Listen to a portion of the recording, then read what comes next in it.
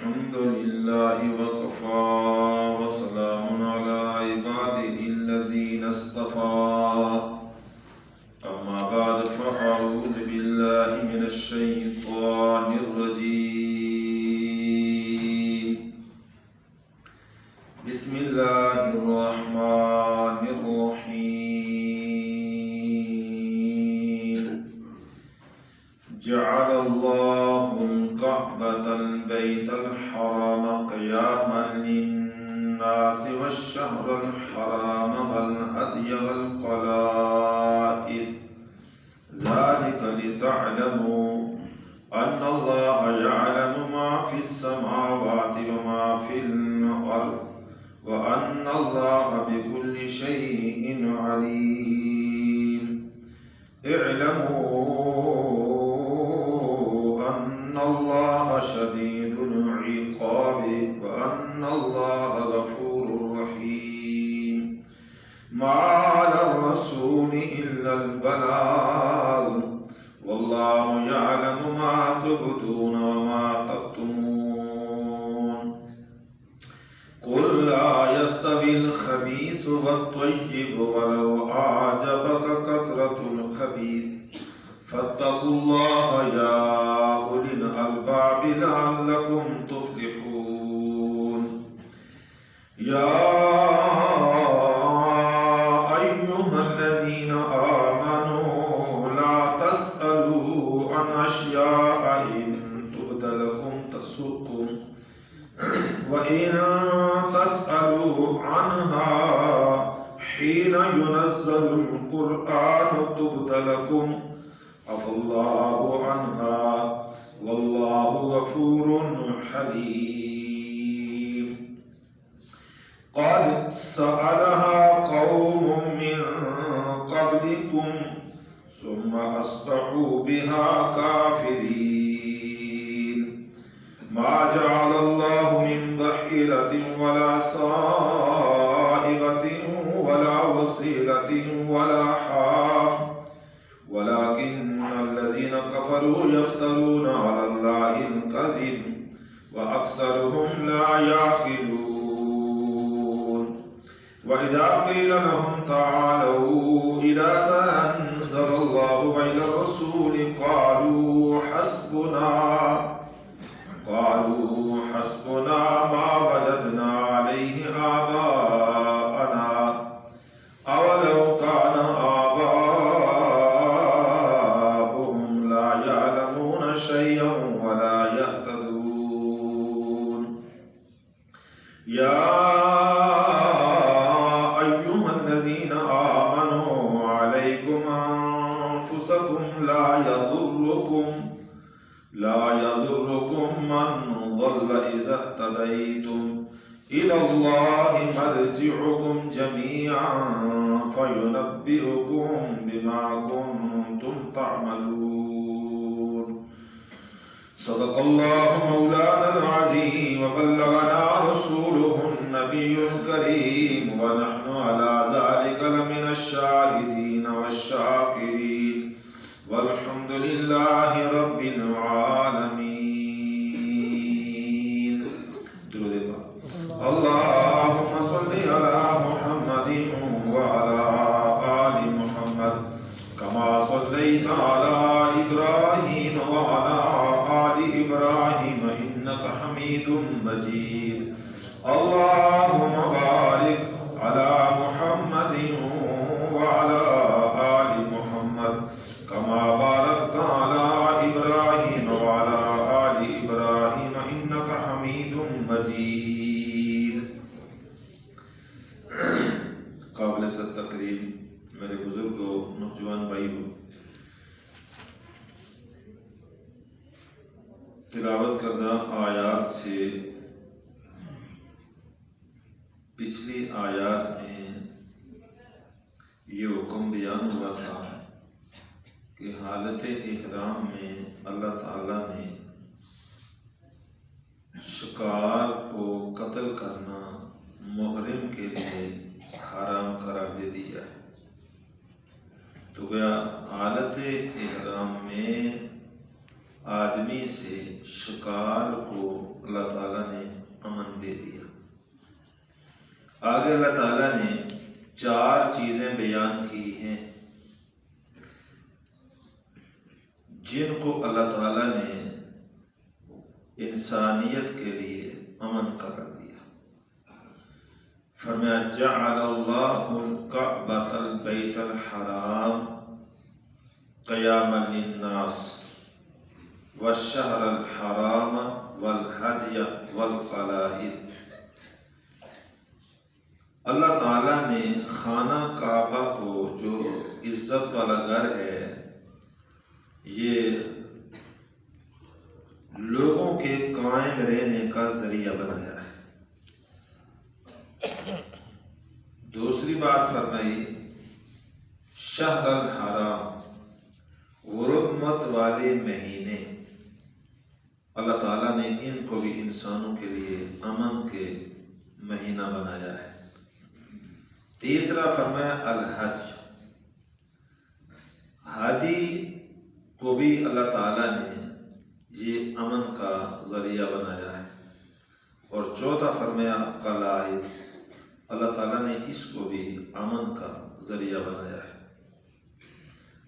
اب یہ 4 باتیں بیان کر کے یہ بتلانا مقصود ہے کہ جس طرح اللہ تعالیٰ نے احرام میں انسان سے اللہ نے جانوروں کو امان دے دی ہے، اسی طرح انسانوں اللہ نے تم کو ان 4 چیزوں کے موجود رہنے کی وجہ سے امان دے دی ہے۔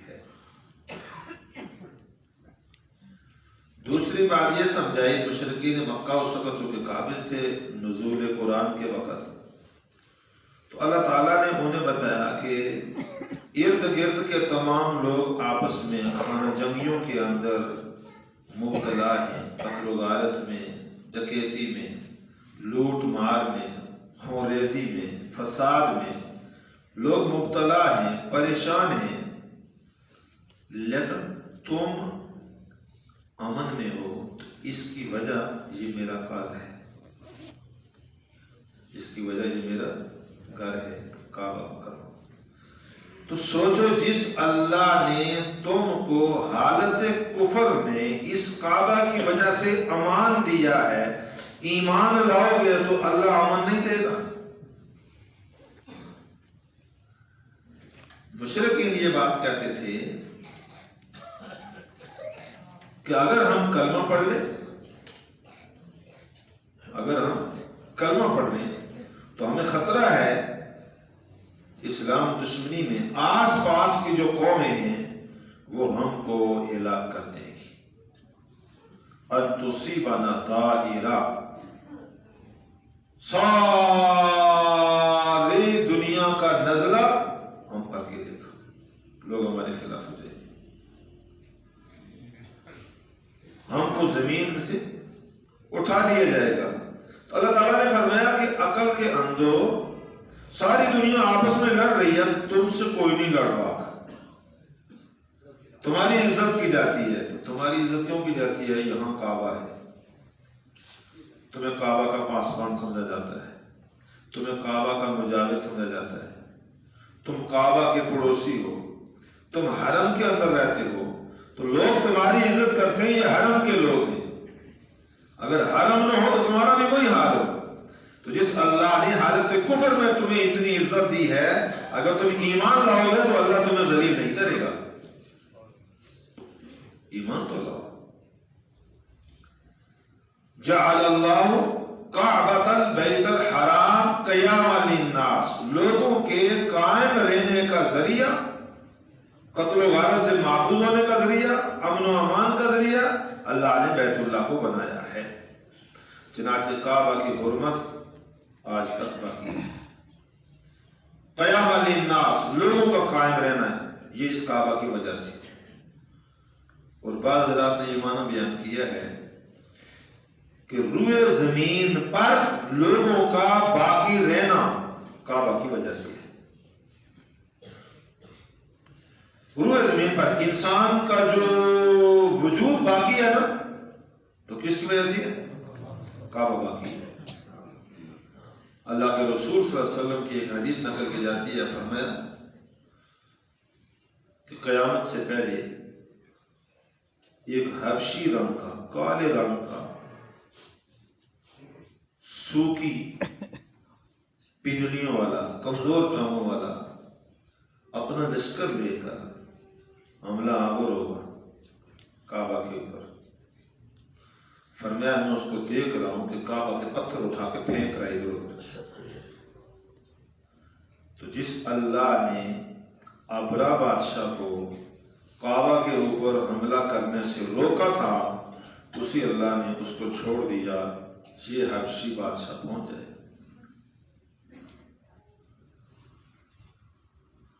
تو فرمایا جب وہ کعبہ کے پتھر اٹھا کر ادھر ادھر پھینکے گا، این اسی لمحے اللہ اسرافیل علیہ السلام کو حکم دیں کہ پھونک چلا دو۔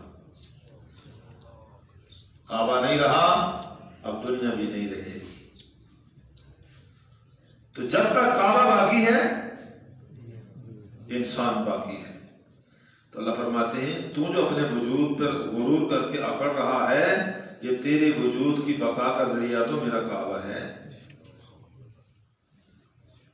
جعل اللہ الکعبۃ البیت الحرام، اللہ نے خانہ کعبہ کو جو عزت والا گھر ہے، لوگوں کے قیام کا سبب بنایا ہے، یعنی انسانوں کے وجود کا سبب جو انسان کی نظروں سے مخفی ہے، وہ اللہ کا گھر کعبہ میں موجود ہونا ہے۔ کعبہ موجود ہے۔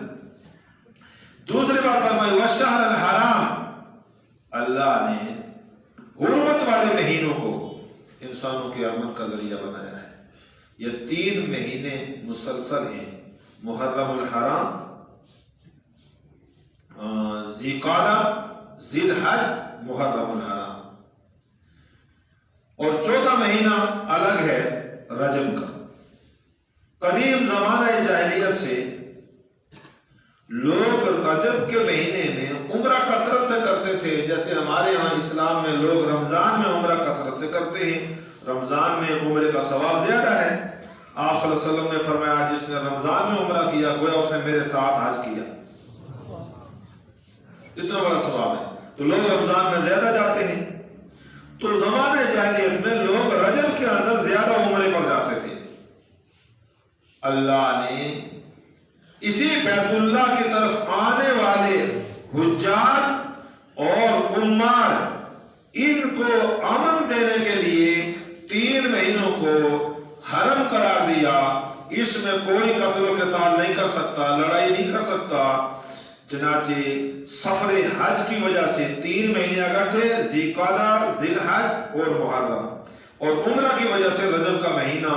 قرآن نے کہا الشہر الحرام بالشہر الحرمات، کہ اللہ تعالیٰ نے حرمت والے مہینوں کو حرمت کے ساتھ قائم کر دیا ہے۔ اس کے اندر کوئی کسی کے ساتھ قتل و غارت، ڈکیتی، زیادتی نہ کرے۔ تو مشرکین مکہ ہی نہیں، دنیا کے تمام انسانوں کے دل میں اللہ نے ان 4 مہینوں کے اندر اس حرمت کا لحاظ راسخ کر دیا تھا، باوجود کافر ہونے کے، لوٹ مار کرنے کے، ڈکیتیوں کے، جنگوں کے۔ جب یہ مہینے آتے تو وہ ہتھیار چھوڑ دیتے تھے، جنگیں روک دیتے تھے۔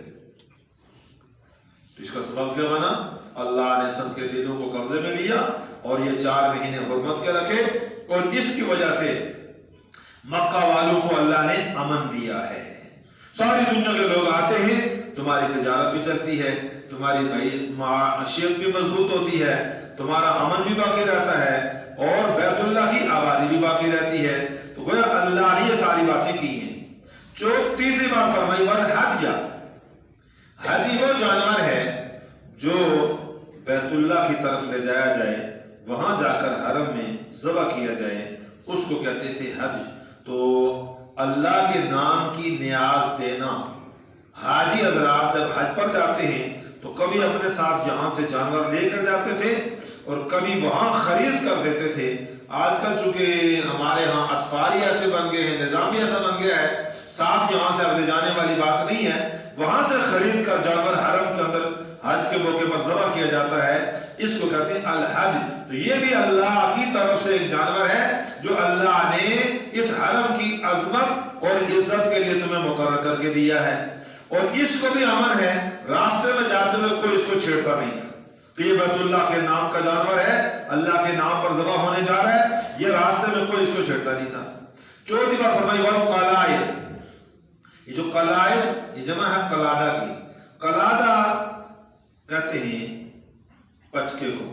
تو عربوں کی عادت تھی کہ جب کوئی حاجی حج پر جاتا تو وہ اپنے گلے میں ایک مالا، ایک کپڑا سا لٹکا لیتا تھا، جو نشانی ہوتی تھی یہ حج بیت اللہ کی طرف جا رہا ہے یا عمرہ کے لیے جا رہا ہے، تو راستے میں اس کو حاجی سمجھ کر کوئی آدمی سے چھیڑتا نہیں تھا، لوٹ مار امن و امان سے کیا تھا، محفوظ تھا۔ دوسرا جو جانور لے کر جاتے تھے اس جانور کے گلے میں چمڑا ڈال دیتے تھے، اس کو بھی قلادہ کہا گیا ہے۔ اس کی وجہ سے اس جانور کے ساتھ بھی کوئی آدمی راستے میں چھیڑتا نہیں تھا، اسے نقصان نہیں پہنچاتا تھا۔ تو اللہ تعالیٰ نے فرمایا کہ دیکھو یہ چار چیزیں اللہ نے انسانوں کے قیام کا ذریعہ بنائی ہیں، ایک بیت اللہ، دوسرا حرمت والے مہینے، اور تیسرا حدی، اور چوتھا قلائد۔ آج کل جب حاجی حضرات آج پر جاتے ہیں تو اب وہ قلادہ تو نہیں ہے، لیکن قلادہ ہی سمجھو، حکومت جانے والے حاجیوں کو وہاں پر اپنے ٹھکانوں تک پہنچنے کے لیے، اپنے ہوٹلوں میں ٹھہرنے کے لیے، مینا میں اپنے خیموں میں پہنچنے کے لیے گلے میں ایک جو ہے وہ ڈال دیتے ہیں کارڈ، اس کارڈ کے اوپر ان کے ہوٹل کا پتہ لکھا ہوتا ہے، ان کے مینا کے خیمے کا پتہ لکھا ہوتا ہے، ان کے فون نمبر، ان کا پاسپورٹ نمبر، یہ ساری چیز حاجی کو حکومت کی طرف سے ہدایت ہوتی ہے کہ وہ اپنے گلے میں اس کو سامنے رکھے، جیب میں چھپا کے نہیں۔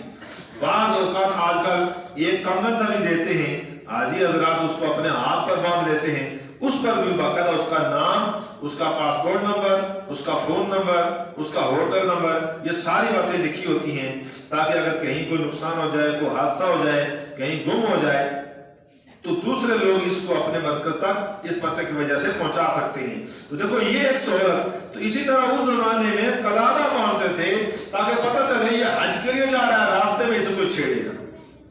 تو یہ چیزیں سب لوگوں کے دلوں میں کس نے ڈالی ہیں؟ اللہ نے۔ تو اللہ فرماتے ہیں کہ مشرکو ذالکا، یہ باتیں تم نے سنی ہیں، تمہارے سامنے یہ روزانہ پیش ہو رہی ہیں، تو تم کو اس پر توجہ نہیں کہ یہ خود بخود ہو رہا ہے، فرمایا نہیں، یہ اللہ نے کیا ہے۔ ذالکا، یہ تم نے سنا ہے، لتعلموا، تاکہ تم کو اس لیے ہم نے بتایا تاکہ تم جان لو، تمہیں پتہ چل جائے کہ ان اللہ یعلم ما فی السماوات و ما فی الارض، اللہ کی بادشاہت ایسی ہے کہ اللہ زمین کی ساری ضرورتیں جانتا ہے، آسمان کی بھی ساری ضرورتیں جانتا ہے، زمین کے انسانوں کی ساری مصلحتیں اللہ جانتا ہے، کیا کیا چیزیں ان کی ضرورتیں ہیں، اللہ نے ان ضرورتوں کے تحت اپنے اپنی یہ صورتیں اور احکام بنائے ہیں، وہ اللہ یہ بھی جانتا ہے تم میں مسلمان کون ہو رہا ہے اور کافر کون ہو رہا ہے۔ ذالک لتعلموا، تاکہ تم کو پتہ چل جائے، ان اللہ یعلم ما فی السماوات و ما فی الارض، کہ اللہ جانتا ہے جو کچھ آسمانوں میں اور جو کچھ، یہ سارا نظام اللہ نے بنایا ہے۔ وَأَنَّ اللَّهَ بِكُلِّ شَيْءٍ عَلِيمٌ، اور اللہ تعالیٰ ہر چیز کو خوب جانتا ہے۔ اس نے اپنے علم کی بنیاد پر تمہیں جس طرح زمین کے اندر سہولتیں عطا فرمائی ہیں، اسی طرح اس اللہ نے آسمان سے قرآن نازل کیا ہے۔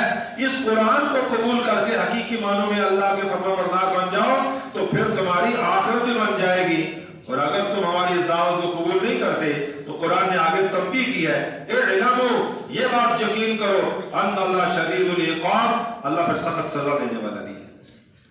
اللہ تعالیٰ سخت عذاب دینے والا ہے، اور جو ڈر کر معافی مانگ لے تو شیطان اس کو مایوس نہ کرے۔ وَأَنَّ اللَّهَ غَفُورٌ رَحِيمٌ، اللہ تعالیٰ بخشنے والا مہربان بھی ہے۔ ساری بات بیان کرنے کے بعد وہ پچھلے جمعے والی بات اللہ نے پھر یہاں دوبارہ دہرائی، فرمایا مَا عَلَى الرَّسُولِ إِلَّا الْبَلَاغُ، ہم نے سارے احکام بیان کر دیے، زمین کے بھی، آسمان کے بھی، امن کے بھی، ایمان کے بھی، توحید کے بھی، اب ہمارے رسول نے سب پہنچا دیا۔ ما علی الرسول الا البلاغ، رسول کی ذمہ داری صرف پہنچا دینا تھا، وہ پہنچا دیا۔ اب اگر تم میں سے کوئی ایمان نہیں لاتا تو اس کا اپنا نقصان ہے۔ واللہ یعلم ما تبدون وما تکتمون، تم کیا کیا باتیں ظاہر کرتے ہو اور کیا کیا باتیں دل میں کچھ چھپا کر رکھ رہے ہو، اللہ کو تمہارا سارا پتہ ہے، تم جو سامنے رکھو وہ بھی، جو تم چھپا کے رکھو وہ بھی۔ دیکھو ایک وقت وہ تھا جب قرآن نازل ہو رہا تھا اور حضور بیان کر رہے تھے اور سامنے قوم تھی، کچھ ماننے والے اور کچھ نہ ماننے والے، وہ سب چلے گئے، بیان کرنے والے بھی، سننے والے بھی، سنانے والے بھی۔ جب قرآن آج بھی اور اسی طرح آج بھی حکم بیان ہو رہا ہے، تو اب ان کے لیے نہیں، اب میرے اور آپ کے لیے کہ ما علی الرسول الا البلاغ، ہمارے رسول کے ذمہ دین پہنچا دینا تھا۔ واللہ یعلم ما تبدون وما تکتمون، اللہ خوب جانتا ہے جو تم چھپاتے ہو، جو تم ظاہر کرتے ہو، تمہاری چھوٹی بات ہو یا بڑی بات، سب اللہ کے علم میں ہے۔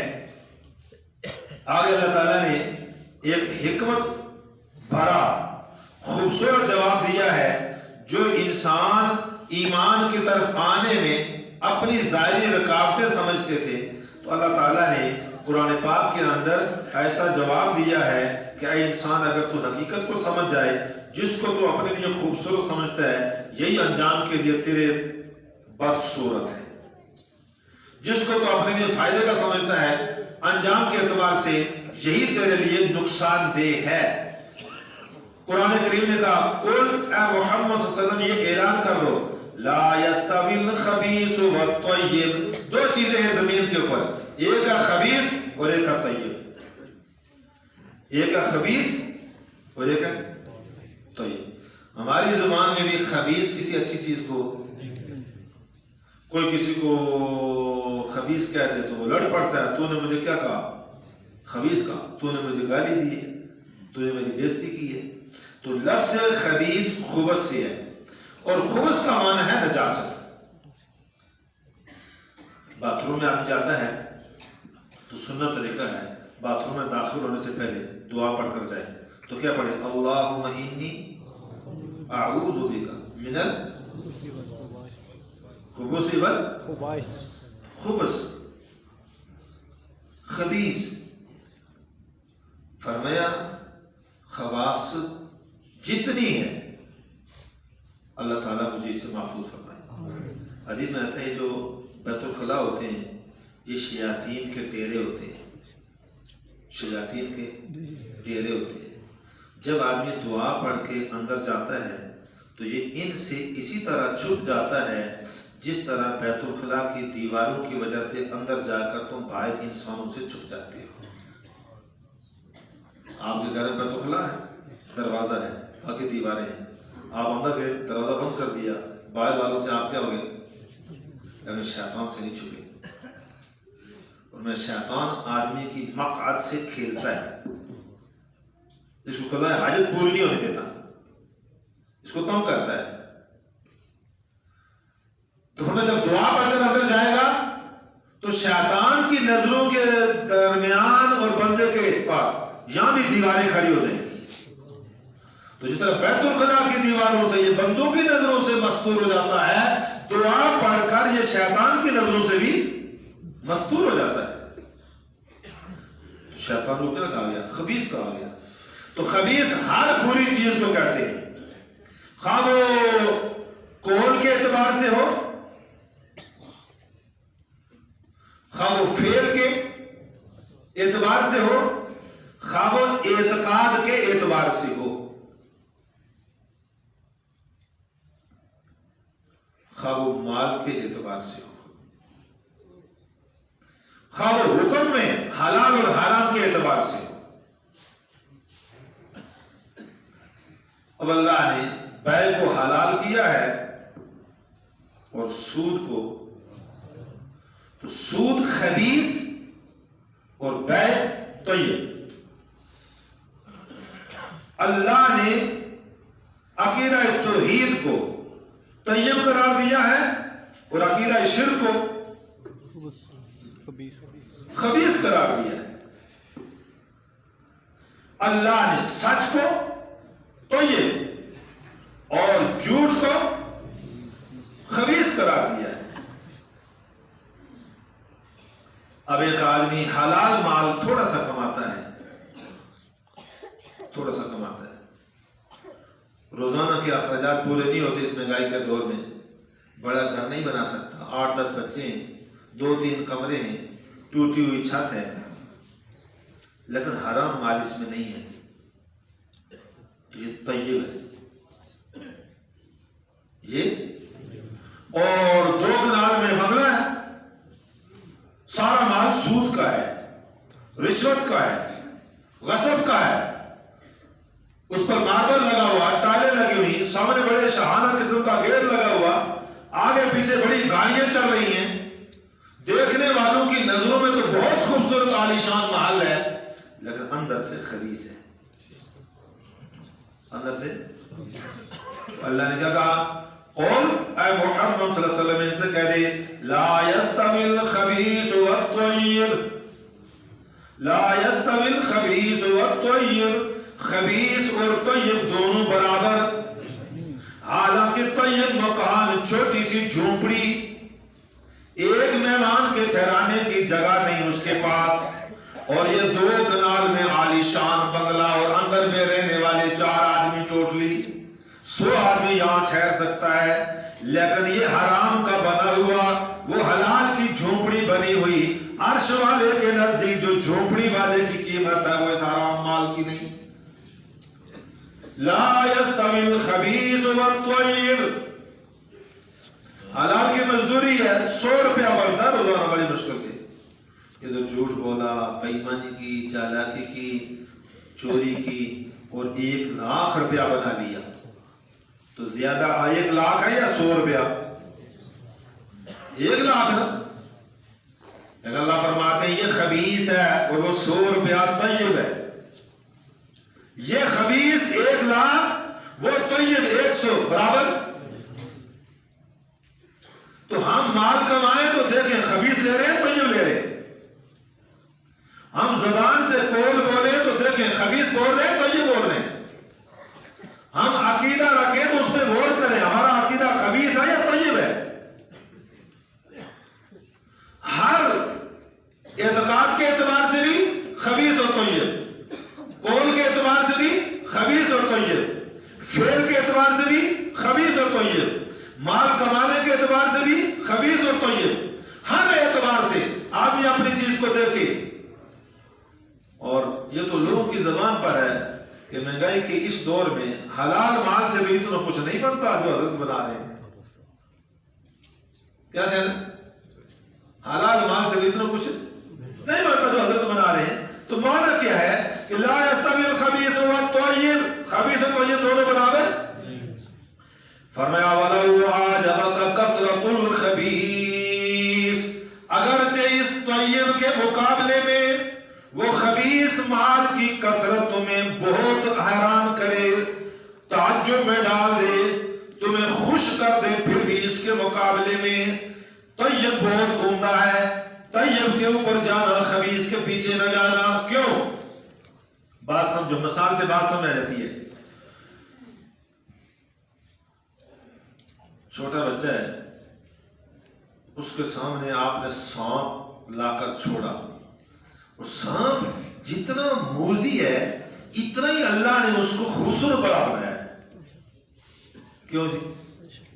سانپ کے اوپر آپ نے دیکھے نا اس کے ڈیزائن، اللہ کی قدرت پر انسان حیران ہوتا ہے، اللہ نے کیا کیا نقش بنایا اس کے اوپر۔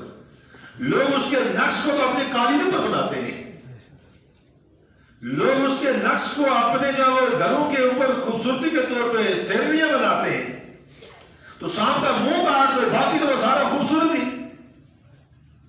تو یہ سانپ اتنا خوبصورت، اور بچے کی فطرت ہوتی ہے وہ ہر چیز کے پیچھے کیا کرتا ہے؟ ہاتھ مارتا ہے۔ تو آپ نے چھوڑ دیا، بچہ اس کو پیچھے دوڑتا ہے کہ نہیں؟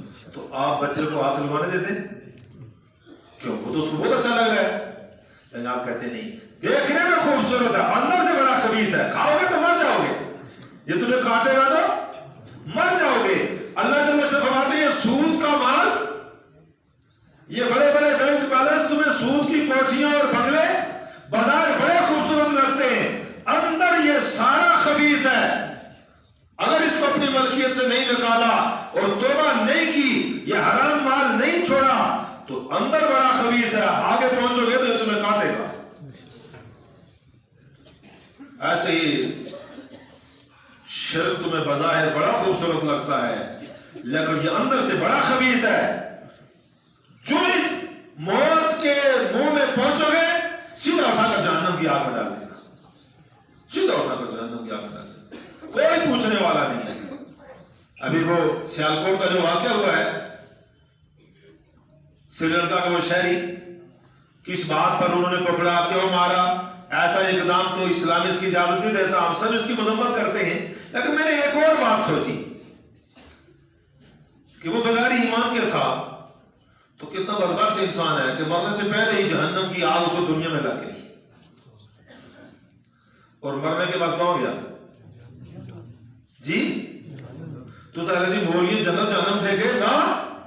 قرآن پاک کہتا ہے ان الذین کفروا وماتوا وهم کفار, جو کافر تھا موت کفر کی حالت میں آئی, فی نار جہنم, کہاں جائے گا؟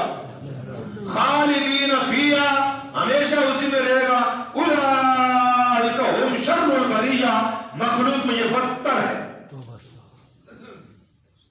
اس کو دیکھ کر افسوس ہوتا ہے کتنا خوبصورت آدمی تھا, کیوں جی خوبصورت نوجوان تھا, لیکن موت اس حالت میں آئی کہ دنیا میں اس کو آگ لگ گئی اور سیدھا خالق کہاں چلا گیا. تم تو دنیا میں اس کے پس منظر سے ہمدردی کرتے ہو, اس مرنے والے کا کسی نے حال نہیں دیکھا وہ کہاں چلا گیا. اور یاد رکھو ہر کافر مرنے کے بعد سیدھا جہنم میں جاتا ہے. اگر مسلمانوں کو کافروں سے ہمدردی ہے تو سب کافروں کو دعوت ہے ایمان دو. اے کافروں, دنیا کے سارے کافروں, مرنے سے پہلے کلمہ پڑھ لو, کلمہ پڑھ لو, کلمہ پڑھ لو, لا الہ الا اللہ. یہ دعوت ایمان ہے سب کو. ابھی 2 دن پہلے ہندوستان میں ہیلی کاپٹر کا حادثہ ہوا, اس میں 16-17 وائس چیف اور کرنل اور بریگیڈیئر بڑے بڑے لوگ سارے مر گئے. صبح ان کے نام لے رہے تھے, الحمدللہ ان میں ایک بھی مسلمان نہیں تھا, سب کافر مرے. اور آج وہ جو ان کا وائس چیف تھا اس کی ڈیڈ باڈی کو مودی جی کی موجودگی میں آگ لگائی جائے گی, اور پورا ہندوستان سوگ میں, آگ خود لگا رہے ہیں اور سوگ میں. تو جب تک جیتا جاگتا تھا, جس عہدے پر تھا, بظاہر دنیا کی نمود و نمائش, شان و شوکت, خبیث لگتا تھا, خوبصورت لگتا تھا, لیکن اللہ کہتا اندر سے خبیث ہے. اندر سے کیا ہے؟ اور اس کے مقابلے میں وہ کمزور, پھٹے پرانے کپڑوں اور ٹاکیوں والا فقیر کلمہ پڑھتا ہے لا الہ الا اللہ, فٹ پاتھ پہ موت آ گئی, اللہ کہتا طیبہ, لے جاؤ اس کو جنت, لے جاؤ اس کو جنت. اس لیے مسلمانوں اللہ کا شکر ادا کرو, اللہ نے ہمیں ایمان دیا ہے. فرمایا لا یستوی الخبیث والطیب, خبیث اور طیب کبھی برابر نہیں ہوتے. وَلَوْ عَجَبَكَ كَثْرَةُ الْخَبِيثِ, اگرچہ خبیث چیز کی کثرت تمہیں دنیا میں خوش کر دے, حیران کر دے, تعجب میں ڈال دے, ان کا مال و جمال, ان کی شان و شوکت, ان کا اقتدار, ان کی حکومتیں, ان کی نشو و نما تمہیں اتنا حیران کر دیں کہ ان کے مقابلے میں تم مسلمانوں کو, غریبی کو, مسلمانوں کی غربت کو, مسلمانوں کے فقر کو, مسلمانوں کے پھٹے پرانے لباس کو سمجھتے ہو ان پر خدا کی مار پڑی ہوئی ہے. فرمایا نہیں نہیں, یہ دیکھنے میں تو بڑے کمزور ہیں, لگا اللہ کے ہاں بہت طیب ہے. حضور کی مجلس میں ایک دن عبداللہ بن مسعود رضی اللہ تعالیٰ عنہ دور سے آ رہے تھے. عبداللہ بن مسعود بہت بڑے عالم تھے. حضور نے فرمایا کہ میرے دنیا سے جانے کے بعد اگر تم کو قرآن پڑھنے کا شوق ہو کہ جس طرح مجھ سے پڑھتے ہو, میرے بعد کس سے پڑھو گے؟ تو اگر میری طرح پڑھنے کا شوق ہے تو یہ عبداللہ بن مسعود سے پڑھا کرو, یہ میری طرح پڑھاتا ہے. سبحان اللہ, کیا بات ہے اس شاگرد کی جس کو استاد یہ کہے یہ میری طرح ہے. تو عبداللہ بن مسعود آ رہے تھے تو پتلی ٹانگیں تھی, چلتے ہوئے ادھر ادھر لڑکھڑا بھی جاتے تھے. تو کچھ لوگوں کو دیکھ کر ان کی ٹکراؤ کے اوپر, چلنے کے اوپر ہنسی سی آ گئی. ہنسی کوئی حقارت نہیں آئی, ویسے آ گئی تب ہم. تو حضور نے فرمایا صلی اللہ علیہ وسلم, فرمایا تم ہنستے ہو, یہ میرا عبداللہ پتلی ٹانگوں والا دنیا میں بڑا کمزور ہے، اللہ کی قسم یہ اللہ کے ترازو میں قیامت کو بہت بھاری ہوگا. اور اس کے مقابلے فرمایا ایک کافر فرمایا اور پہاڑ جتنی اس کی ڈیڈ باڈی وہ اللہ کے ترازو میں لایا جائے گا اور اس کا وزن روئی کے گالے کے برابر بھی نہیں ہوگا. کیوں؟ اندر ایمان نہیں ہے. تو وزن کس سے آئے گا؟ ایمان سے آئے گا. ایمان نہیں تو خبیث ہے. تو قرآن نے کہا لا یستوی الخبیث والطیب. ہمارے لوگ جاتے ہیں مغرب میں سفر کر کے آتے ہیں، اللہ نے کافروں پر دنیا تھوڑی سی کھولی، ساری نہیں کھولی. اللہ نے کافروں پر دنیا تھوڑی سی کھولی، ساری نہیں کھولی. اللہ کہتا کہ میں ساری کھولتا نا تو ان کے مکانوں کی جو چھتوں کے ساتھ سیڑھیاں نا وہ ان پر اینٹیں لگی ہوتی سونے اور چاندی کی. تھوڑی سی کھولی، زیادہ نہیں کھولی. لگا ہمارا آدمی وہاں جاتا ہے، ان کے محلات، ان کی کوٹھیاں، ان کے بنگلے، ان کے گیسٹ ہاؤس، ان کے ریسٹ ہاؤس، ان کی مارکیٹیں، ان کی سڑکیں، ان کے نقشے، ان کی دنیا کی سہولتیں دیکھ کر جب واپس اپنے ملک میں آتا ہے تو پیٹنے لگتا ہے. کہتا ہے دیکھو کافر کتنے مزے سے رہ رہے ہیں اور ہمارا کیا حال ہے. اللہ کہتا ہے سادیا وہ خبیث ہے سارا کچھ، تیری مٹی سے ہی لیکن طیب ہے. طیب کو چھوڑ کر خبیث کے پیچھے نہ بھاگ. لا یستوی الخبیث والطیب وَلَوْ أَعْجَبَكَ كَثْرَةُ الْخَبِيثِ فَاتَّقُوا اللَّهَ يَا أُولِي الْأَلْبَابِ. بس عقل والو اللہ سے ڈرو لَعَلَّكُمْ تُفْلِحُونَ تاکہ حقیقی معنوں میں تمہیں فلاح مل جائے، کامیابی مل جائے. حدیث میں آتا ہے ایک آدمی ایمان والا تھا لیکن دنیا میں ساری زندگی اللہ کی طرف سے آزمائش میں پڑا رہا. ایک بیماری چھوٹتی نہیں تھی تو دوسری شروع ہو جاتی تھی، دوسری نہیں ختم ہوئی تیسری شروع ہو جاتی تھی، تیسری نہیں ختم ہوئی چوتھی شروع ہو جاتی تھی. ایک حادثہ، دوسرا حادثہ، تیسرا حادثہ، ایک نقصان، دوسرا نقصان، تیسرا نقصان. جسم زخموں سے چور چور، دل غم سے ٹوٹا ہوا. کبھی جان میں آزمائش، کبھی مال میں آزمائش، کبھی اولاد میں آزمائش. اللہ اکبر. جب قبر میں پہنچتا ہے اللہ جل شانہ اس کو اس کی جنت کا ٹھکانہ ایک نظر دکھاتے ہیں، ایک نظر. پھر فرشتے اس سے پوچھتے ہیں بتا دنیا میں کوئی تکلیف دیکھی؟ کہتا نہیں مجھے تو کبھی کوئی تکلیف ملی ہی نہیں. وہ ساری تکلیفیں بھول جاتا ہے. اور میں اس کے مقابلے میں وہ کافر بدبخت منافق زندگی میں کبھی اس کو بخار نہیں ہوا، سر کا درد نہیں ہوا، کبھی مال پر کوئی حادثہ نہیں ہوا، کبھی جان پر کوئی نقصان نہیں ہوا، کبھی اولاد میں کوئی پریشانی پیدا نہیں ہوئی. خوب سیر ہو کر عیش کرتا رہا، شراب و کباب کی زندگی. کفر پر موت ہو گئی، قبر میں پہنچا، بس ایک ٹھکانہ جہنم کا اس کا سامنے دکھایا جاتا ہے کہ تو نے یہاں پہنچنا ہے. اللہ کے نبی نے فرمایا فرشتے اس سے پوچھتے ہیں دنیا میں کبھی کوئی راحت دیکھی؟ انکار ہو جاتا ہے میں نے کبھی کوئی راحت. تو وہ ایک تکلیف سامنے آئی، دنیا کی ساری عیاشیاں بھول گئی. یہ خبیث تھا. یہ دنیا کی ساری عیاشی کیا تھی؟ خبیث. وہ ایک راحت سامنے آئی، دنیا کی وہ ساری تکلیفیں بھول گیا. یہ طیب تھا. اللہ کے رسول نے فرمایا مومن کو جو بخار ہوتا ہے نا، بخار، تو بخار جہنم کی آگ کا ایک حصہ ہے. جتنا اس کو بخار یہاں ہوتا ہے اتنا جہنم سے اس کا کفارہ ہو جاتا ہے. اللہ اکبر. پتہ چلا خبیث ہے طیب کیا؟ ہم نے جن کو طیب سمجھا ہے وہ سارا خبیث ہے، اور جس کو ہم خبیث سمجھتے ہیں وہ طیب ہے. فرمایا یہ بات سمجھو فاتقوا اللہ، دین کے احکام ماننے میں اللہ سے ڈرو. یا اولی الالباب، عقل والو. اس کے بعد بھی تم ادھر ہی جا رہے ہو. ایک بات اور کہتا ہوں، یہ میرا اپنا ذوق ہے کہ داڑھی مونڈ کر، کلین شیو ہو کر، حمام میں خوب نہا دھو کر، میک اپ کر کے آئینے کے سامنے کھڑے ہو کر اپنے آپ کو سمجھتا ہے خوبصورت ہو گیا ہوں. اگلی بات میں نہیں کہتا، تم خود کہتا. اور یہ پھٹی پرانی کپڑوں میں سارا دن بوریاں اٹھانے والا مزدور، اس کے چہرے پر سنت رسول سجی ہوئی ہے، کوئی اس کو دیکھ کر اس کو رشتہ دینے کے لیے تیار نہیں ہے، دنیا والوں کے اعتبار سے یہ مارا ہوا آدمی ہے، اوپر یہ طیب ہے۔ کچھ سمجھ ہے؟ میں نے تو بس یہ اللہ کی توفیق ہے، کوئی مثال چھوڑی نہیں مسئلہ سمجھانے میں، لیکن پھر بھی لوگوں کے چہروں پر وہ تبدیلی نظر نہیں آتی جو آنی چاہیے۔ اس کا مطلب ابھی تک خبیث سے پیار ہے، طیب سے بیزار ہے۔ تو طیب سے پیار کرو اور خباثت سے کیا ہو جاؤ؟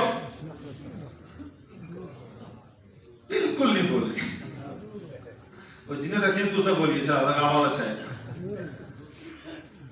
خبیث سے بیزار ہو جاؤ، طیب سے پیار کرو، تمہیں نہیں اس بات کا احساس، جب قبر میں پہنچو گے تو حدیث میں آتا ہے فرشتے آتے ہی دیکھ کر کہتے ہیں ہم نے آتے ہی پہچان لیا تھا تو اپنا آیا ہے، آتے ہی پہچان لیا تھا۔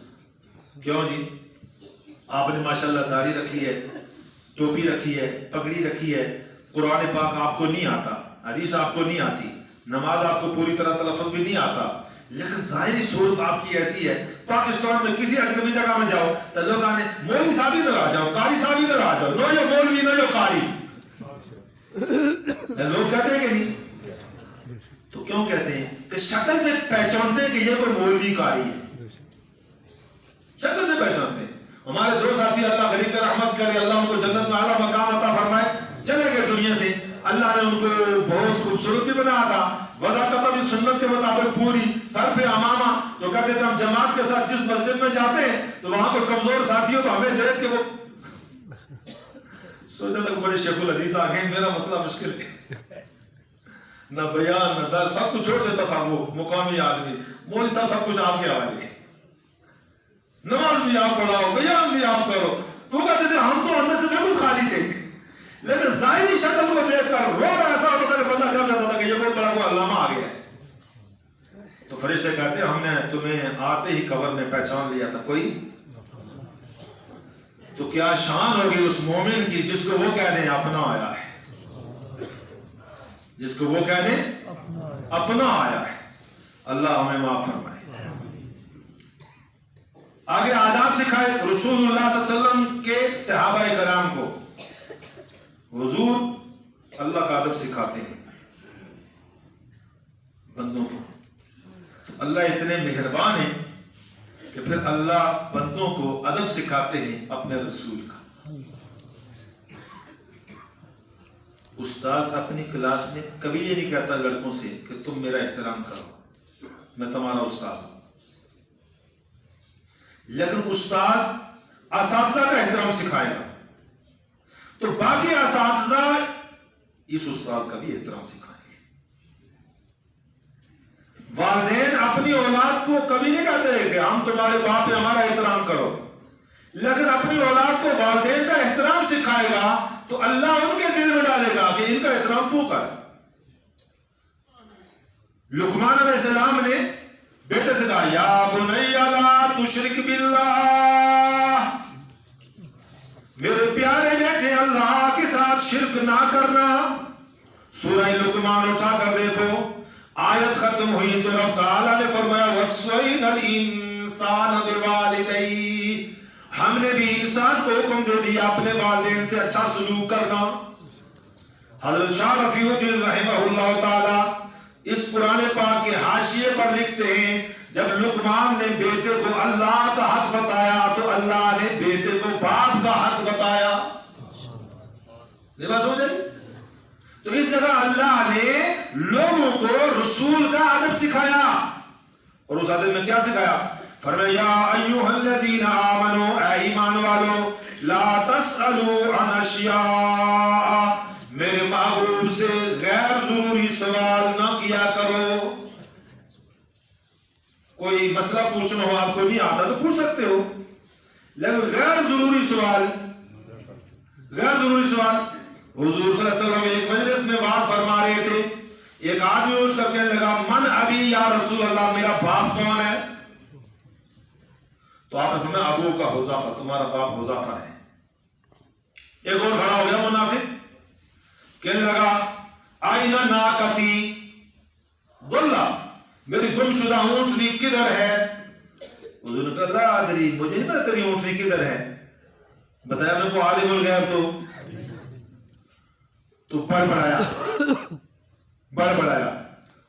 اٹھ کر مجلس سے نکلا اور کہنے لگا آسمان کی خبریں دیتا ہے اور زمین کی خبر میری اونٹنی کا اس کو نہیں پتا۔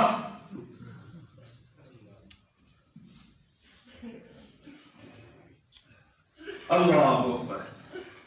اللہ لا تسألوا عن اشیاء، مت سوال کرو ایسی چیزوں کے بارے میں جو تمہاری ضرورت کی نہیں ہے۔ ان تبد لکم تسؤکم، اگر تمہارے سوال کی بنیاد پر تمہارے لیے وہ حکم ظاہر ہو جائے تو پھر تمہیں وہ جواب اچھا نہیں لگے گا۔ ایک اور منافق اٹھا کہنے لگا میرا باپ کون ہے؟ جس کا نام اس کے باپ کے لیے زبانوں پر چلتا تھا، حضور نے کہا وہ ہے،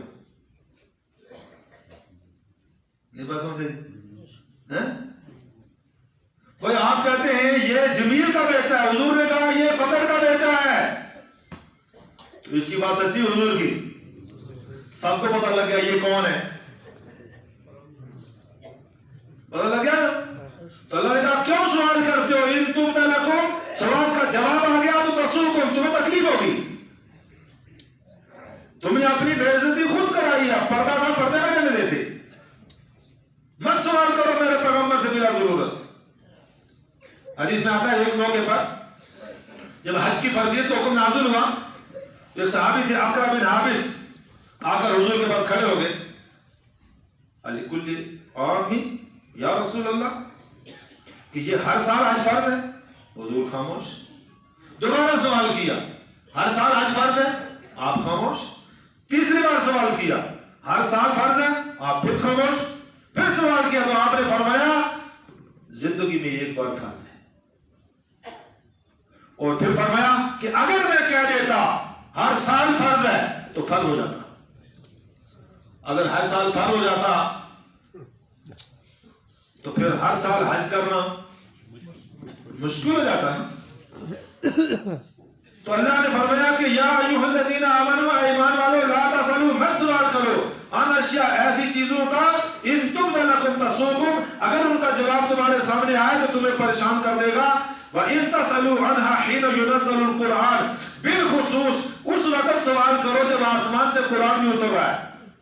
تو چونکہ قرآن اترتے ہوئے احکامات تبدیل ہو رہے ہیں، تو آج کوئی ایک مسئلہ چل رہا ہے، تمہارا سوال آیا، اس سوال کے جواب میں وہ حکم پہلے تبدیل ہو کر نیا حکم آ گیا تو تمہیں تکلیف ہوگی۔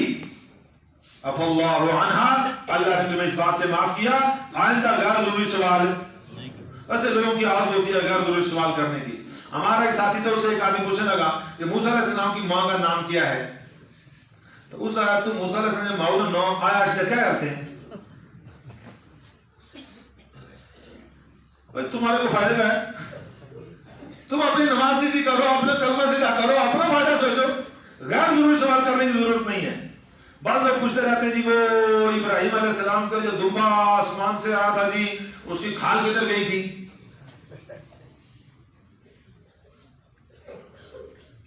اس کا گوشت کدھر گیا تھا؟ عجیب عجیب سوال کرتے ہیں، پھر کہتے ہیں جی یہ معلومات ہے۔ مولوی صاحب نے جب جواب نہیں دیا وہ ان کی اشنا ہے، آپ ہمارا ترجمہ نہیں اشنا، جس مولوی صاحب نے سارا قرآن پڑھا، حدیث پڑھا، ایک سوال نے جواب نہیں آیا کیا ان کی اشنا ہے۔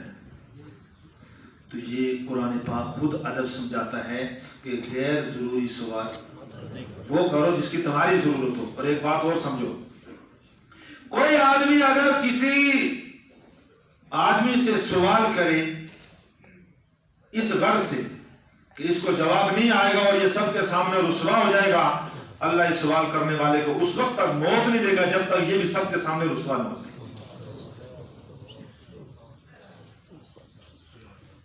بعض لوگ سوال کرتے رہتے ہیں امتحان کے طور پہ کہ دیکھا میں انہیں مولوی کی اشنا کی نہیں اشنا۔ میں اپنا نام اس لیے لیتا ہوں کہ آپ کا نام تو ہم ناراض ہو جاتے ہیں، تو کوئی بھی کسی سے سوال امتحان نہ کرے کہ اس کو کچھ آتا ہے یا کہ یعنی اس میں یہ مسئلہ نہیں ہے کہ وہ اسٹوڈنٹ آئے جی استاد جی تو سوال نہ کرے امتحان میں. وہ تو جو پڑھا جاتا ہے اس کی استعداد معلوم کرنے کے لیے کچھ سے سیکھا یا نہیں سیکھا، وہ امتحان تو اللہ کے رسول بھی صحابہ سے لیا کرتے تھے. وہ امتحان اس میں داخل ہے. یہاں سوال ہے غیر ضروری اور وہ کیا ہے، وہ ضروری ہے. تو فرمایا واللہ غفور علیم، اللہ بخشنے والا مہربان ہے. آگے فرمایا قد سألها قوم من قبلکم، مسلمانوں غیر ضروری سوال مت کرو جس کا تمہیں فائدہ کوئی نہیں. کیوں؟ تم سے پہلے کچھ قومیں سوال کر چکی ہیں. مثلا صالح علیہ السلام سے قوم نے سوال کیا کہ پتھروں پر ہاتھ بھی خود رکھا کہ اس پتھر سے اگر اونٹنی باہر آئے ہمارے سامنے بچہ دے ہم تجھے اللہ کا نبی مان لیں گے. اللہ کے نبی نے دعا کی، جس پتھر پہ کافروں نے ہاتھ رکھا تھا وہی کھلا، اس سے اندر سے اونٹنی باہر آئی، سب قوم کے سامنے اسے بچہ جنم دیا، پھر بھی مانی. تو اللہ نے کہا اس طرح کے سوال تو تم سے پہلے لوگ کر چکے ہیں.